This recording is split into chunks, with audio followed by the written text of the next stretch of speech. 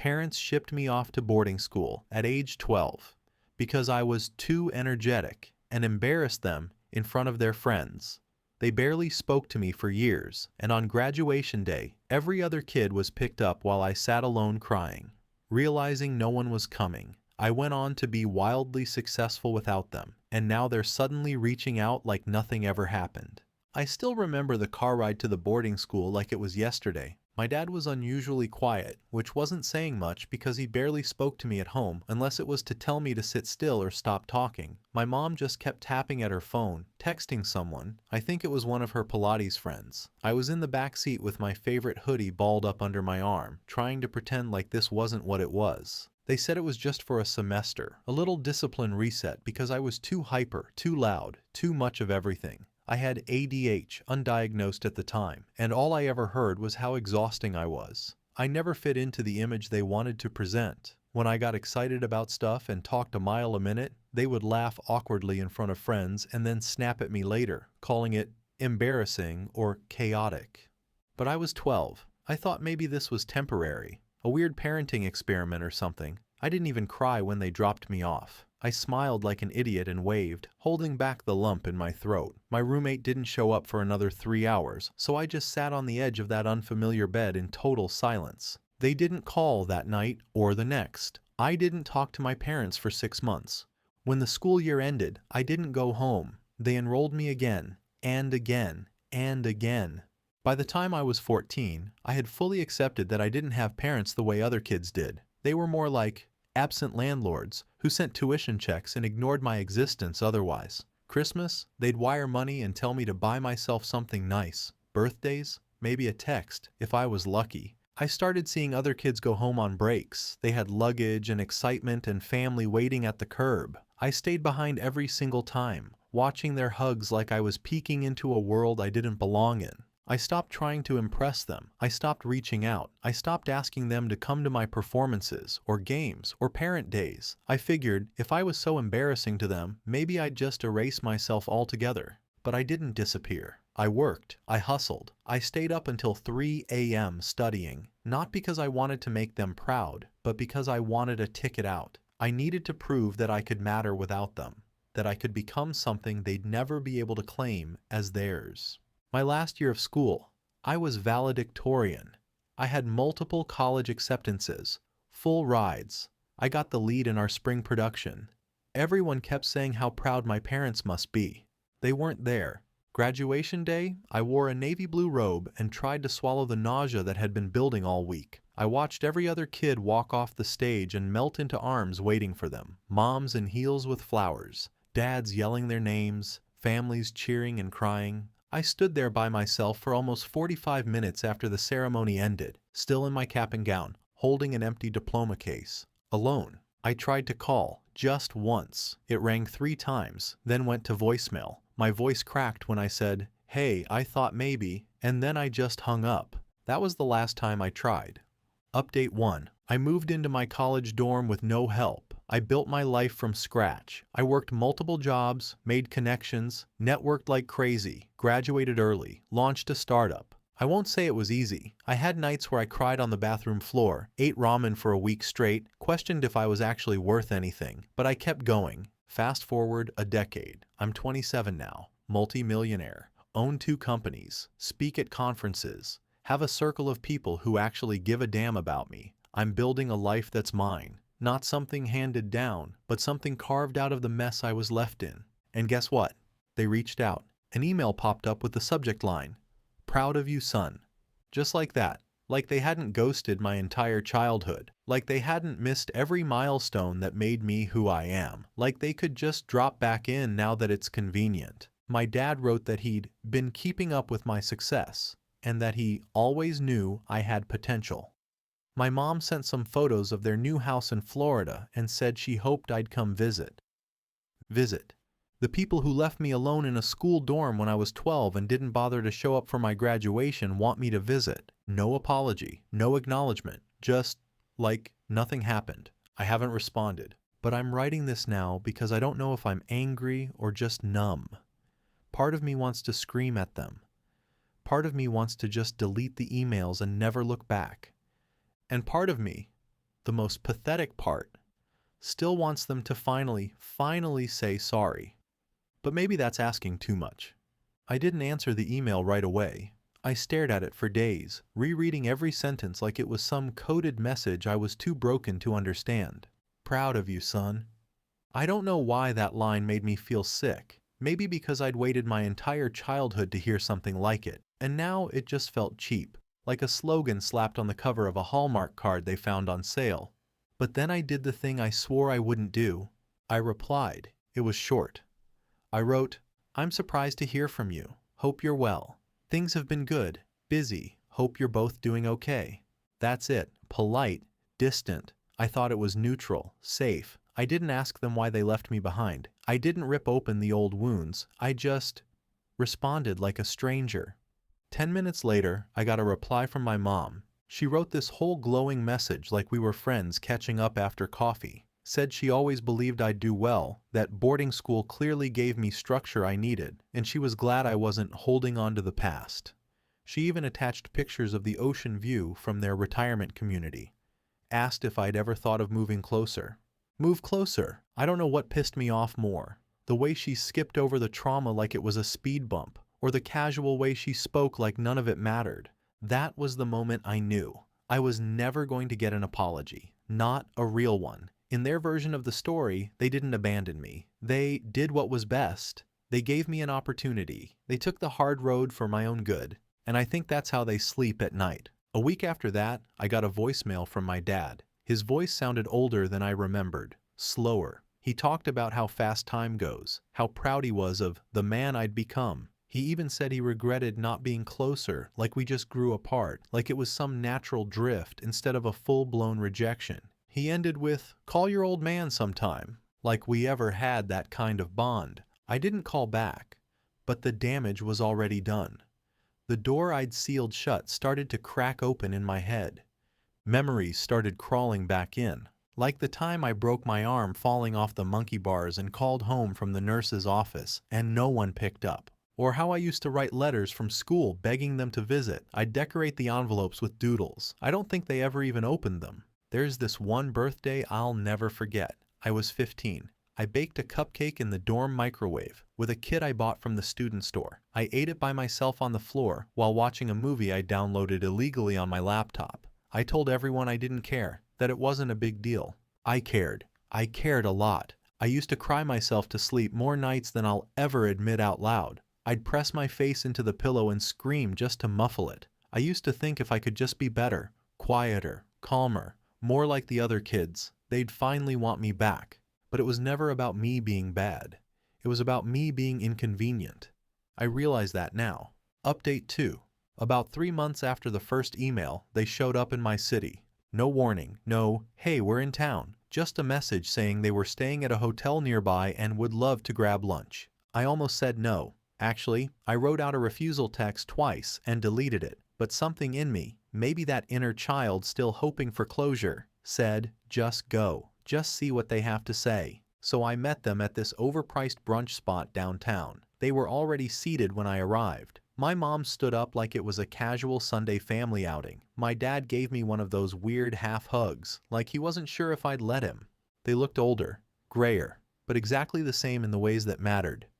Fake smiles, polished words, like they were hosting some kind of social event, not seeing their only child for the first time in nearly a decade. I didn't know what to say. I just sat there, watching them sip mimosas and compliment the avocado toast like this wasn't completely insane.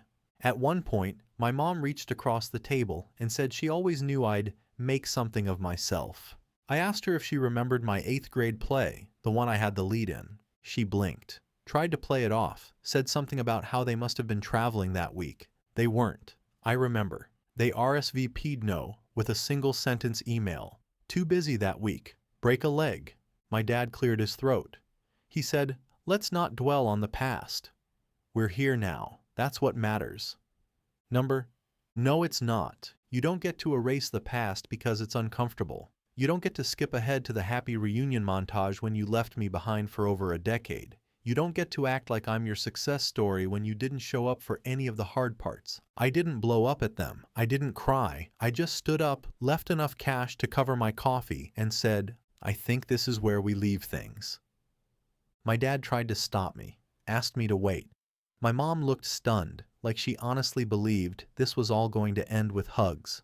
I walked out without looking back. I didn't expect to feel anything after that brunch. I thought I'd walk away and feel resolved, like I finally closed a book I should have burned years ago. But instead, I felt hollow, not angry, not sad, just gutted. Like I'd walked into the final boss fight of my trauma and expected to win, only to realize the battle wasn't even worth showing up for. I went home, shut my door, and didn't move for hours. I sat on the couch in my stupid, overpriced apartment, the one with floor-to-ceiling windows and a view I used to fantasize about when I was stuck in a twin bed at boarding school. I had everything I thought I needed to feel whole. The success, the money, the freedom, and yet, in that moment, all I could think about was how badly I still wanted a version of them that never existed. They reached out again, of course. Emails, voicemails, a card in the mail with a weirdly chipper message. So glad we're reconnecting.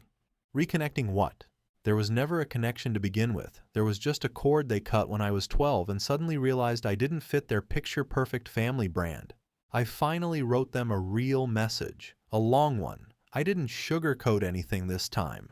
I told them what it felt like to be left behind, not just physically, but emotionally, year after year, milestone after milestone. I told them how it warped me, how I spent most of my teenage life believing I was too much, too loud, too difficult to love. I told them how every accomplishment in my life was built on a foundation of proving they were wrong to leave me. I ended it with this. You don't get to come back now and reap the benefits of the person I became without you. You didn't raise me. You tolerated me from a distance. And now that I've built something out of the wreckage, you want a seat at the table. There is no seat for you here. I hit send. I didn't expect a reply. I didn't get one. A few months later, I got nominated for a major industry award, one of those red carpet televised events where you wear an expensive suit and pretend you're not having a panic attack under the surface. It was the kind of thing I would have dreamed of telling my parents about if they had ever actually acted like parents, but I didn't invite them. I invited my old roommate from boarding school instead, the one who shared cold pizza with me when I was too depressed to eat in the dining hall. I invited my mentor from college, the professor who sat with me in her office for 3 hours one night when I told her I didn't think I'd ever feel okay. I invited my assistant, my closest friend, and even the guy I used to bartend with back in college. I surrounded myself with people who showed up for me when it mattered. I won. They called my name. And for a moment, I swear I forgot where I was. I stood there on stage, holding that stupid, shiny statue, hearing people clap, and I couldn't help but think, they'll see this, they'll watch this, and they'll think they had something to do with it. But they didn't. I gave my speech. I thanked the people who saved me in pieces. I thanked the nights I didn't give up. I thanked the younger version of myself who held it all together when no one else did. I didn't mention them, not once. When I was 16, I wrote a letter to my parents I never sent. I found it recently in a folder buried inside an old Dropbox account. It said, I'm trying really hard not to hate you. I don't think you understand what this feels like. I keep hoping one day you'll call and say you're sorry and that you want me to come home. But I don't know if that day is ever coming. And I'm tired of holding my breath. I wish I could go back to that kid. Tell him it's okay to stop waiting. Tell him he's going to be okay without them, that he's going to grow up and build a life so full, so rich, that their absence will become background noise. But more than anything, I wish I could just hug him, because no one else did. Update 3. 2 weeks after the award show, I got a call from an unknown number. I let it go to voicemail. It was my mom.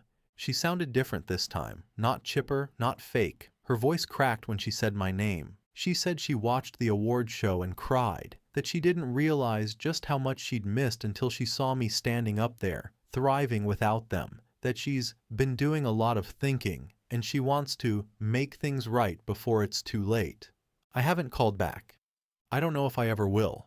Because here's the thing no one tells you about being the kid who was left behind. Even when you win, it still hurts. Even when you succeed, the damage doesn't vanish. You just learn to build around it. But some things stay broken. I thought about that voicemail for days, played it on a loop like I was waiting for some hidden message between the pauses. I didn't tell anyone I got it, not my friends, not my therapist, not even the people closest to me. I felt like saying it out loud would make it too real. She sounded tired, not just physically, but in that way people sound when they finally realize they've run out of chances. And there was something in her voice I hadn't heard since I was a little kid begging for attention. Regret.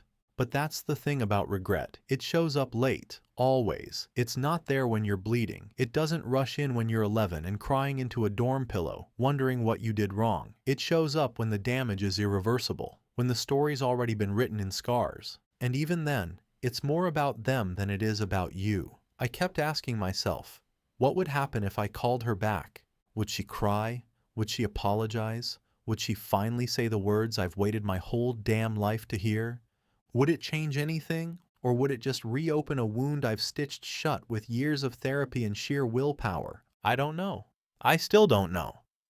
There was one day that never leaves me. I was 13. I'd gotten suspended for fighting another student. He called me the kid whose parents don't even want him. I snapped, punched him straight in the face, bloodied his nose. I got called to the headmaster's office. They said they'd contacted my parents. I waited by the phone in the office for hours. No one called back. The school ended up letting me serve detention for 2 weeks because my guardians weren't responsive enough to pick me up. They never even mentioned it later. Not a single word. I was drowning, and they acted like I wasn't even in the pool. I started writing journal entries that year. I found them recently. I barely recognize my own handwriting. It's shaky, desperate. One entry just said, "I don't think they remember I exist." When I read that, I cried. Not for me now, but for the kid who wrote it, for the version of me that had to convince himself daily he was worth existing. Update 4. My dad finally said sorry. Sort of after my mom's voicemail, I got a letter in the mail. It was from my dad, not an email, not a text, an actual letter in his slanted, barely legible handwriting. He wrote that he didn't know how to be a father, that his own dad was cold and detached, and he thought sending me to boarding school was tough love, that he didn't realize how much damage it would do. He said if he could go back, he would have done things differently. But he also said something that caught me off guard. You didn't make it despite us. You made it because we pushed you to be independent.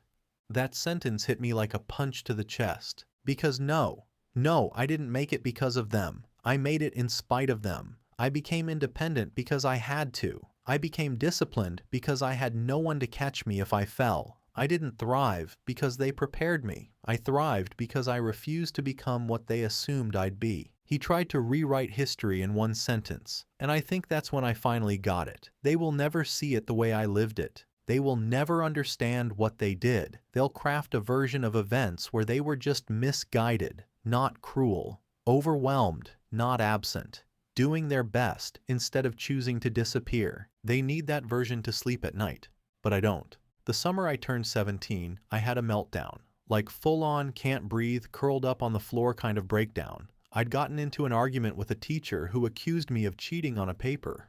I didn't. I got so tired of fighting for people to believe in me. I called my mom. First time in months. She actually picked up. I asked her straight out, "Why did you send me away?" She paused, then said, "We thought it was best. You were just a lot. A lot. Not broken, not bad. Just inconvenient, loud, emotional, human."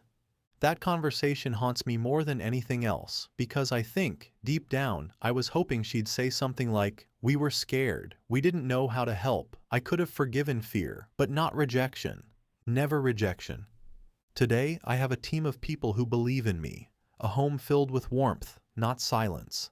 I go to therapy twice a month, and yeah, I still get triggered when people cancel plans on me or ignore my calls, because that abandonment wound never fully closes. But I've learned how to live with it. I've learned how to build joy from ruins. I volunteer with youth shelters now. I mentor teens who were cast aside by their families, and sometimes one of them will ask how I know what to say or how to listen the right way. Update 5. Last week I got a message from my mom again. This time it was simple. Just said, "We're getting older. We won't be around forever. Please let us know if you're open to talking again." No manipulation, no guilt trip, no pretending, just a door. Cracked open, I stared at it for a long time, longer than I want to admit. Then I hit reply. I'm not angry anymore, but I'm not interested in rebuilding something that never really existed. I'm happy now. I have a good life, surrounded by people who truly see me. I wish you peace, but I've already found mine.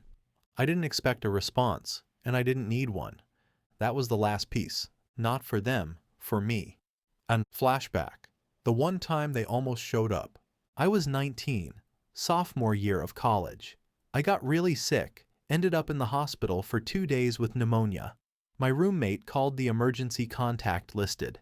My parents never answered, but I found out later that my mom forwarded the voicemail to my dad with a message that said, "He's probably fine. Kids exaggerate." I don't know why that moment sticks with me more than others. Maybe because it confirmed something I already knew deep down. I could be dying, and they still wouldn't come, so I stopped waiting to be saved. I started saving myself. Present day, my real family. This weekend, I had dinner with my family. Not the one I was born into, but the one I chose, my best friend, my partner, my old roommate from school who still calls me Roomie after all these years, my mentor, a kid I used to tutor who just got into college and hugged me like I was the reason he believed in himself. We sat around the table, laughing, passing food, teasing each other, and at one point, I looked up and realized, this is it. This is what I wanted as a kid. Not perfection, not blood, just people who stay. People who see you at your worst and don't flinch. People who show up, not for what you've achieved, but for who you are. People who call you family and actually mean it. I don't need parents anymore. I needed them when I was 12, when I was 13 and scared and crying myself to sleep, when I was 15 and angry at the world, when I was 17 and trying to make peace with the silence. But now, I'm the adult I wish I'd had back then. I never thought I'd share any of this out loud, let alone with a bunch of strangers on the internet. But somehow, dumping it all here feels easier than saying it to people who actually know me. Because Reddit doesn't pretend to care if it doesn't, and when it does, it really does. So thank you for being the weird, messy, brutally honest corner of the internet where people like me can say, this happened, it hurt, I made it anyway.